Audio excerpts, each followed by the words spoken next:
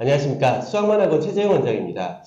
최근 입시제도의 변화 중 가장 큰 변화라면 이제 학생부 간소화겠죠. 그러니까 이제 이로 인해 학종도 결국에는 내신이 좋은 학생들한테 이제 유리한 전형이 되어버렸습니다.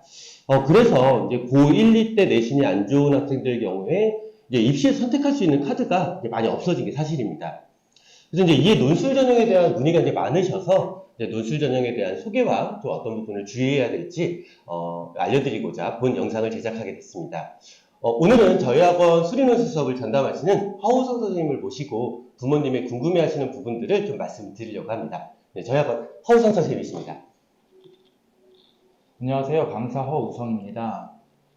그럼 수리논술은 어떤 전형인가요? 일단 수리논술 이야기를 하려면 입시 이야기를 안 할 수가 없습니다. 그래서 먼저 간단히 입시에 대한 이야기부터 시작을 해보겠습니다. 다들 알고 계시듯이 대학을 가는 대표적인 두 가지 전형이 수시 그리고 정시입니다. 수시는 대부분 내신의 비중이 큰 제도이고 정시는 이제 수능의 비중이 큰 제도죠. 이 큰 틀에서는 그렇지만 이 수리논술은 수시에 포함되어 있음에도 내신 비중이 아주 작은 시험입니다. 이 수리논술이 대학 자체 시험이다 보니 대학마다 요구치가 조금씩 차이는 있습니다만 대부분의 대학에서 내신 7등급 학생은 받지 않겠다라는 입장이 강하다고 보시면 돼요.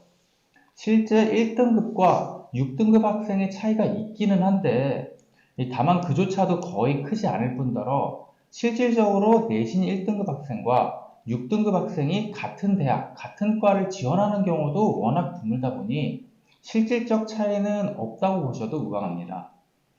뒤에서 실제 예시를 보여드리며 다시 한번 말씀드리겠습니다.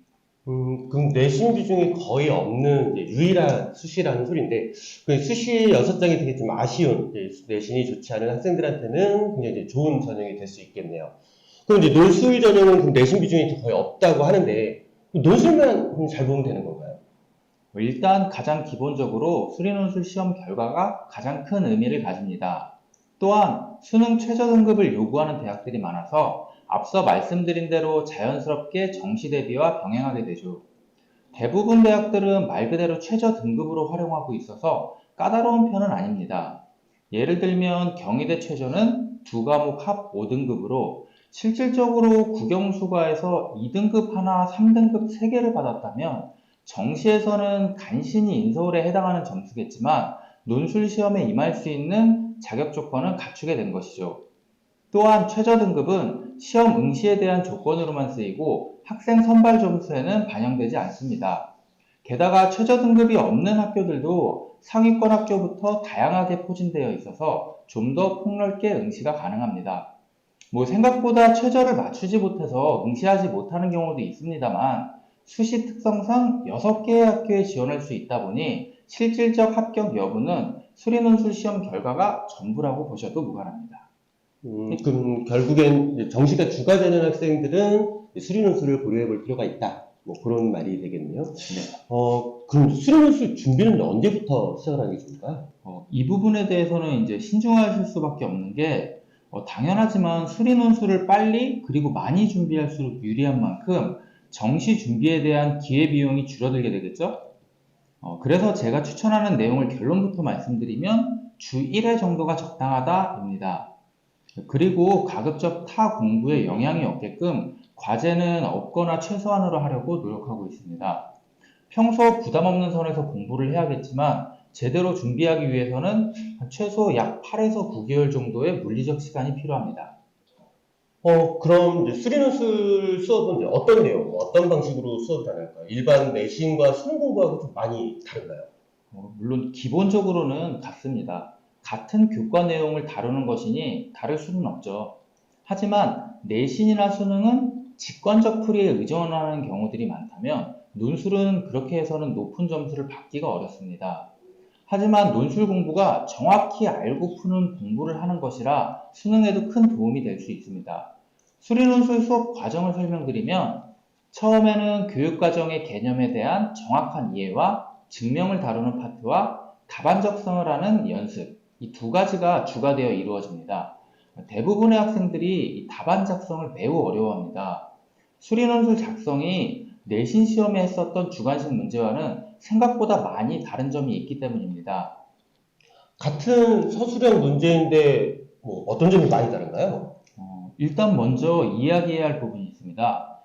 다음 그림은 곡선 위의 점 중에서 직선과 가장 가까운 점이 어디일까요? 당연히 꼭지점이 가장 가깝겠죠? 중학교 내신에서도 꼭지점이 가장 가깝다고 답안을 작성하게 되고, 또한 고등학생이 되면 평행선을 그어 꼭지점이 가장 가까운 걸 보일 수 있습니다. 이러한 사고 과정을 우리는 직관이라고 합니다. 직관이라면 답은 맞지만 근거는 제시하지 못하는 풀이입니다. 수리논술에서 모든 풀이 과정은 시험 이름에서 알 수 있듯이 논리적 사고를 기반으로 이루어집니다. 해서 직관을 이용해서 문제를 풀게 되면 감점이 크거나 심지어는 점수를 받지 못할 수도 있습니다. 기존에 풀던 수학 문제들도 많은 부분 점검이 필요하게 됩니다. 그래서 수업 초기에는 논술 기출 문제를 다루기보다는 기존 문제들을 이용하여 답안을 작성하는 과정부터 풀이 방법까지 다시 연습을 해야 됩니다. 이 과정에서 대부분의 학생들이 많이 힘들어합니다. 그동안 했던 부분이 맞는 경우도 있고 아닌 경우도 존재하다 보니 혼란스러울 수밖에 없는 거죠. 그러니까 애들이 학교 시험 내신 준비하면서 답 맞추는 연습을 주로 했던 학생들 같은 경우는 이제 이런 부분이 진짜 많이 뭘 적어야 될지 뭘 안 적어야 될지 그걸 모르니까 정말 어렵겠군요. 근데 그런 의미에서 이제 단시간에 준비하기는 쉽진 않을 것 같은데요. 네. 그래서 수학 성적이 좋은 학생들도 단기간에 기출 문제만 연습하고 시험을 보고 온 뒤에 스스로는 잘 풀었다고 생각했는데도 불합격하는 경우가 많이 발생합니다. 학교 서술형은 주로 식을 적는 과정이 주가 되면 수리논술은 식의 근거가 되는 논리적 내용을 적어야 해서 어떤 걸 적어야 하고 어떤 걸 생략해도 되는지에 대한 부분에 대해서도 좀 많이 어려워하는 편입니다. 그럼 그런 것도 수업을 통해서 훈련이 가능한가요? 네, 수업 시간에 많은 부분이 학생이 직접 답안을 작성하고 제가 직접 첨삭을 하는 과정이 포함되어 있어서 개개인별로 필요한 연습이 가능하게 됩니다. 이러한 수리논술 수업을 통해 좀 더 정확한 개념을 이해하게 되고 과정 또한 정확히 알 수 있게 되어 수리논술 수업을 통해서 수학 자체로의 실력 향상에도 많은 시너지를 기대할 수 있습니다. 아시다시피 실제로 문제를 읽고 파악하고 조건을 해석하는 과정에서 생각보다 정확한 개념을 알고 모르고에 따라 큰 차이가 발생하지 않습니까? 그러면 무엇이 근본이 되는 개념인가? 그거에 대한 연습이 충분히 되는 게 먼저겠군요. 네, 그렇게 기초적인 과정 연습은 처음부터 논술 시험 전까지 계속해서 수업이 되겠지만 기초적인 연습 과정만 생각하면 수업 과정상 약 3달 정도에 진행이 되고 이 수업이 가장 중요하다고 할 수 있습니다. 그 뒤에는 이제 중급 과정으로 넘어가게 되면 이제 기초적인 연습이 끝났으니 이제부터는 유형별로 수능 기출 문제부터 간단한 수리논술 기출 문제를 통해 그동안 익힌 내용을 적용하는 연습을 하게 됩니다. 이 과정 또한 약 3달에 걸쳐 이루어지게 됩니다. 그럼 그 정도 시간이 지나면 이제 수시 원서 접수할 시기가 되겠군요. 네, 그래서 그동안 연습한 결과와 학생의 현재 상태, 그리고 성향까지 반영해서 원서 접수를 시작하게 됩니다. 방금 말씀드린 대로 학생마다 성향이 다르고 잘하는 파트가 다르고 또한 현재 모의고사 등급도 고려해야 되고 수리논술 시험 역시 대학마다 문제 성향도 다르고 심지어는 채점 기준 또한 차이가 있다 보니 학생 목표와 상황에 최적화된 대학을 선별해야 됩니다. 해서 학생과 학부모님 그리고 제가 같이 상담을 통해서 전략적으로 원서 접수를 하게 됩니다. 이렇게 수시원서 접수가 끝나고 나면 또 약 3달간의 실전 과정으로 넘어가게 됩니다. 각 학생들이 지원한 대학과 그와 비슷한 성향의 대학들을 중심으로 기출문제를 연습하게 되죠. 수능 이후에는 논술 시험 보기 전까지 거의 매일 수업이 이루어진다고 보시면 됩니다.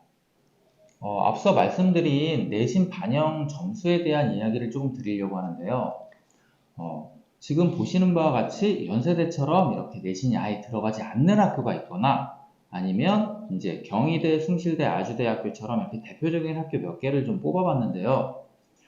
밑에 반영 점수를 보시면 경희대학교는 등급당 0.2에서 0.4점 정도의 감소가 이제 이루어지고 그 다음에 숭실대학교 같은 경우도 40점 만점에 약 2점 정도의 감점이 되고 아주대학 같은 경우는 거의 뭐 0.2점, 0.4점 요 정도의 감점이 이제 앞부분에서 이루어지게 되는데 실제 논술 답안을 작성했을 때 무언가 하나 작은 오류나 실수 같은 것들이 평균적으로 0.5점에서 1점 감점이 이루어지는 걸 생각하면 1등급과 5등급 차이를 보더라도 경희대는 지금 딱 2점 정도가 차이가 나죠.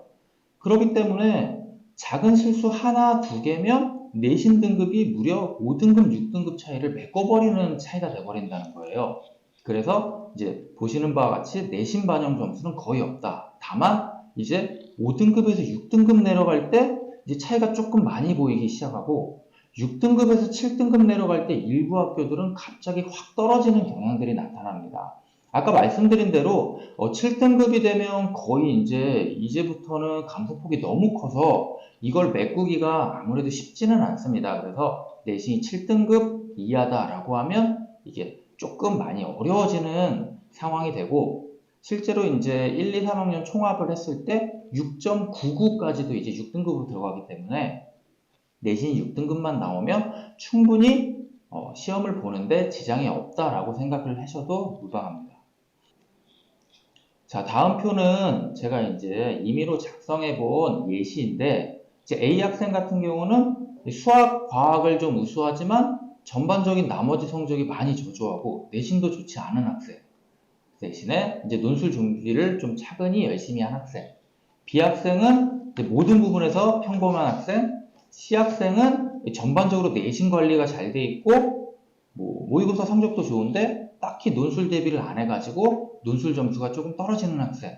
이렇게 이제 반영을 실제로 한번 계산을 해보았는데, 이제 세 학생을 봤을 때 논술 점수는 대비를 많이 한 학생을 80점을 잡았고, 내신 등급은 6등급. 제가 말했던 마지노선이죠. 그 B 학생은 이제 논술 총점을 70점, 내신 등급을 4등급. C 학생은 논술 총점이 60점, 내신 등급이 2등급. 되게 높게 잡은 상태입니다. 이 상태에서 뭐 연세부터 아주대까지 아까 들었던 학교들의 이제 점수를 계산을 해보면 뭐 연세대와 워낙에 내신이 안 들어가다 보니까 그대로 총점이 반영이 될 테고 경희대, 숭실대, 아주대도 지금 보시는 바와 같이 역전 현상은 아예 일어나지를 않습니다. 물론 숭실대가 가장 내신 비율이 크다 보니까 이제 A 학생, B 학생이 총점이 같아지는 현상이 나타나는데 결론적으로 같아지면 논술 점수가 우선되기 때문에 결국에는 A 학생이 더 유리한 상황이 되어버립니다. 그래서 지금처럼 내신 등급은 그냥 안 들어간다라고 보셔도 무방합니다. 이제 처음 논술 수업을 진행을 하게 되면 학생들이 많이 어려워하는 내용이 하나 있는데 제가 아무리 똑같은 예제를 풀어주고 똑같은 유제를 풀라고 해도 학생들이 거의 아무것도 적지 못하거나 기본적인 것만 적고 어떻게 해야 할지 모르고 이렇게 당황하는 경우가 되게 많이 있습니다. 근데 이게 학생들한테 이야기를 해봤을 때 대부분이 저랑 1대1로 얘기를 할 때 다 무슨 얘기를 하냐면 쌤 저는 이거 아무것도 모르겠는데 딴 애들은 막 뭔가를 열심히 쓰고 있어요. 저는 근데 이거 어떻게 해야 될지 모르겠어요 라고 이야기를 하는데 방금 말씀드린 대로 모든 학생이 저한테 똑같은 이야기를 합니다. 실제로 아무도 못 쓰고 있어요. 이게 당연하지만 앞서서 말씀드린 대로 과정이 필요하고 연습이 필요한 과정이라 무언가를 적고 있는 게 사실 의미가 처음에는 없는 걸 적는 경우가 많고 그걸 하나하나 배워나가고 그리고 연습해 나가는 과정이기 때문에 처음에 한 달, 길게는 한 달 이상을 학생들이 좀 많이 어려워합니다. 그 부분을 극복을 해야 되고 저도 수업 시간에 이야기를 많이 하겠지만 이제 거기에 대한 부담감은 좀 갖지 않은 채로 수업에 들어왔으면 하는 바람은 있습니다. 지금까지 이제 저희 학원 허우성 선생님을 모시고 이제 수리논술 전형에 대해서 이제 알아봤습니다. 그래도 이제 걱정이 많으실 거라고 생각이 듭니다. 그러니까 학생 상황에 이제 이 논술을 하는 게 맞을지, 무엇이 더 유리할지, 그리고 뭐 이런 부분들이 이제 고민이 되게 많으실 것 같은데, 이제 저희가 이제 좀 솔직한 상담을 해드리려고 합니다. 그래서 이제 궁금하신 사항들이 더 있으시면 학원에 연락을 주셔서 상담 예약을 잡아주시면 일정을 맞춰서 허 선생님께서 직접 상담을 해주실 겁니다. 그리고 이제 참고로 올해 저희 수리논술 개강은 3월 1일로 계획을 하고 있고요. 수요일 날 수업을 하게 됩니다. 그리고 이제 2월 말까지 이제 수업을 결정해 주시는 수강생을 대상으로 첫 달 20% 할인도 하고 있으니까 참고해 주세요. 지금까지 수리논술 전형에 대해서 전해드렸습니다. 감사합니다.